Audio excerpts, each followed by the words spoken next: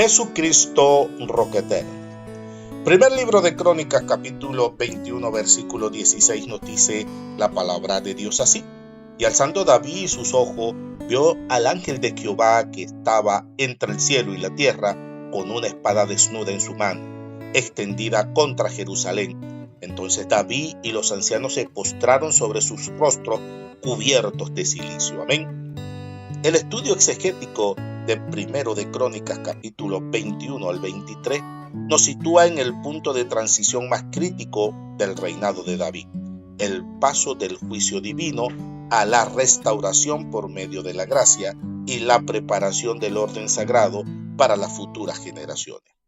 Esta sección expone con crudeza la fragilidad humana del rey al dejarse seducir por la autosuficiencia militar, pero también revela la asombrosa fidelidad de Dios, quien transforma el escenario de un castigo nacional en el suelo santo donde se edificará el templo. Amén.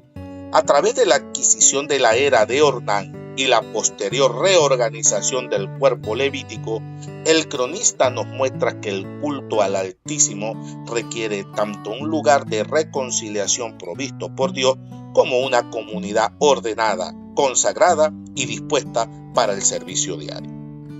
El capítulo 21 introduce una crisis teológica y nacional derivada de la autosuficiencia humana. En el versículo 1, el texto expone el origen espiritual del conflicto. Pero Satanás se levantó contra Israel e incitó a David a que hiciese censo de Israel. Amén. Desde la perspectiva exegética del cronista, el censo no era un mero acto administrativo, sino una transgresión que reflejaba la confianza de David en el poder militar cuantitativo en lugar de la provisión divina. Incluso la advertencia de Joab en el versículo 3 subraya la gravedad del acto. Añada Jehová a su pueblo 100 veces tantos como son, porque será esto causa de pecado Israel. Amén. El juicio divino se manifiesta tras el reconocimiento del error por parte del monarca. Al darse a elegir entre 3 plagas, David se arroja a la soberanía de Dios en el versículo 13. Entonces David dijo a Gad: Estoy en grande angustia, ruego que caiga en las manos de Jehová, porque sus misericordias son muchas en extremo, y que no caiga en manos de hombres. Amén.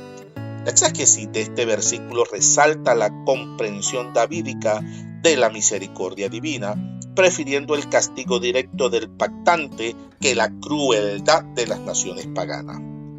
La mortandad de 70,000 hombres cesa cuando el ángel del Señor se detiene junto a la era de Ornán, el Jebuseo. La adquisición de este terreno constituye el clímax del capítulo y la base legal para el templo. David insiste en pagar el precio justo en el versículo 24.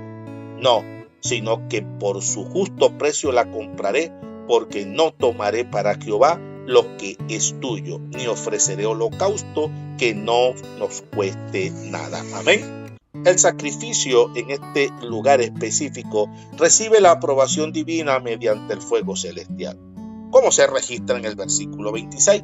Y edificó allí David un altar a Jehová, y ofreció holocausto y ofrenda de paz, e invocó a Jehová, quien le respondió por fuego desde los cielos en el altar del holocausto. Amén. Este acto transforma un sitio de juicio en el epicentro de la gracia y la adoración del imperio.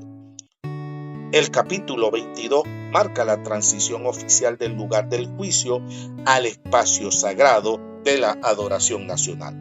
En el versículo 1, David declara formalmente el propósito de la propiedad adquirida. Y dijo David: Aquí estará la casa de Jehová Dios, y aquí el altar del holocausto para Israel. Amén. A partir de esta revelación, el rey asume la responsabilidad de acumular los materiales necesarios para la edificación, reconociendo las limitaciones de su heredero, según expone el versículo 5. Salomón, mi hijo, es muchacho y de tierna edad, y la casa que se ha de edificar a Jehová ha de ser magnífica por excelencia. Yo pues le prepararé lo necesario. Amén. La exégesis del mandato de David a Salomón revela el diseño teocrático de la monarquía.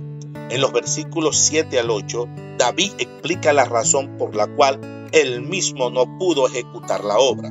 Hijo mío, yo tuve en mi corazón el edificar templo al nombre de Jehová mi Dios. Mas vino a mí palabra de Jehová diciendo: tú has derramado mucha sangre y has hecho grandes guerras. No edificarás casa a mi nombre. Amén. El cronista contrasta al hombre de guerra con el hombre de paz. La promesa divina se concentra en Salomón, cuyo nombre está ligado a la Shalom, como se afirma en el versículo 9. He aquí, te nacerá un hijo, el cual será varón de paz.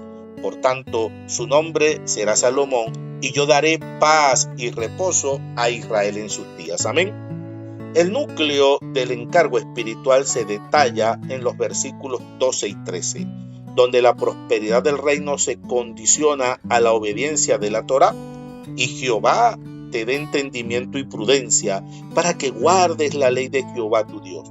Entonces serás prosperado si cuidares de poner por obra los estatutos y decretos que Jehová mandó a Moisés para Israel. Amén. La exhortación final a los príncipes de Israel en el versículo 19 dice: poned pues ahora vuestros corazones y vuestras almas en buscar a Jehová vuestro Dios. Amén. Demuestra que la construcción material del templo carecía de valor si no iba acompañada de una consagración interna y comunitaria. El capítulo 23 organiza la estructura humana que sostendrá el culto en el nuevo santuario. El relato comienza con la sucesión pacífica del trono en el versículo 1. Dice: siendo pues David ya viejo y lleno de día, hizo a Salomón su hijo rey sobre Israel. Amén.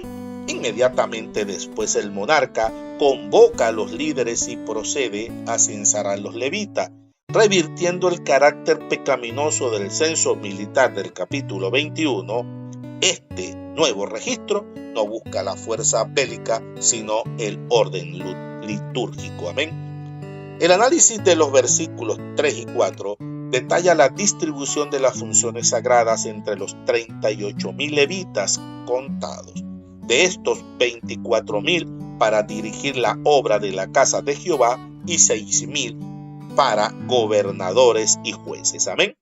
El texto también especifica que 4,000 eran porteros y 4,000 alaban a Jehová con los instrumentos que David había fabricado.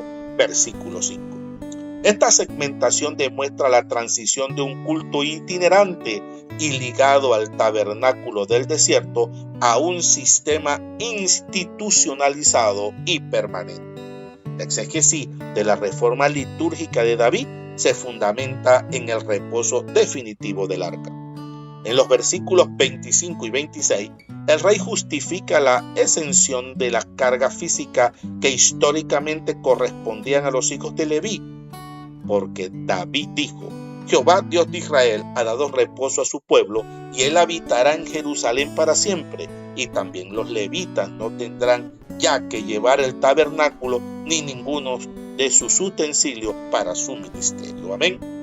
Al no ser necesario el traslado del santuario, la función levítica se reorienta hacia la purificación, la alabanza matutina y vespertina y la asistencia continua a los sacerdotes, tal como lo concluye el versículo 30. Y para asistir cada mañana todos los días a dar gracias y tributar alabanza a Jehová, y asimismo por la tarde. Amén. Alabado sea Dios. Concluimos. Los capítulos 21 al 23 de Primero de Crónicas demuestran de forma contundente que la verdadera seguridad de un pueblo no radica en sus capacidades cuantitativas o bélicas, sino en su alineación con la voluntad divina. El censo militar que provocó la mortandad se contrasta teológicamente con el censo levítico, enseñándonos que Dios no busca ser servido por la fuerza del orgullo humano, sino por el orden, la obediencia y la adoración litúrgica. David, al preparar los materiales para Salomón y eximir a los levitas de las cargas itinerantes del tabernáculo, establece un legado de paz y reposo institucional. La lección final es clara. Los momentos de mayor crisis en nuestras vidas pueden convertirse, bajo el altar del sacrificio y la obediencia a la ley, en el fundamento sobre el cual Dios edificará su morada eterna. Amén. A su nombre, gloria. Vamos a orar. Amado Padre, ante ti nos postramos reconociendo que muchas veces hemos caído en la tentación de contar nuestras propias fuerzas, confiando en nuestros recursos materiales y descuidando nuestra total dependencia de tu soberanía. Hoy confesamos todo orgullo y autosuficiencia. Nos arrojamos por completo en tus brazos, porque sabemos que tus misericordias son muchas en extremo. Gracias, Padre, porque incluso en medio de nuestras faltas, tú detienes el juicio y abres un camino de reconciliación a través del sacrificio perfecto. Te rogamos, Señor, que nos concedas un corazón generoso y consagrado, que estemos dispuestos a dar lo mejor de nuestro tiempo, dones y bienes para la edificación de tu obra. Santifica nuestras vidas y restáuranos para que podamos servirte con el orden, la pureza y la reverencia que tú lo mereces. Levanta en nosotros un altar continuo de alabanza que permanezca firme tanto por la mañana como por la tarde. Que Cristo Jesús, nuestro eterno altar y templo perfecto, sea glorificado en todo lo que hacemos, hoy y por los siglos de los siglos. Amén. Dios te bendiga, Dios te guarde.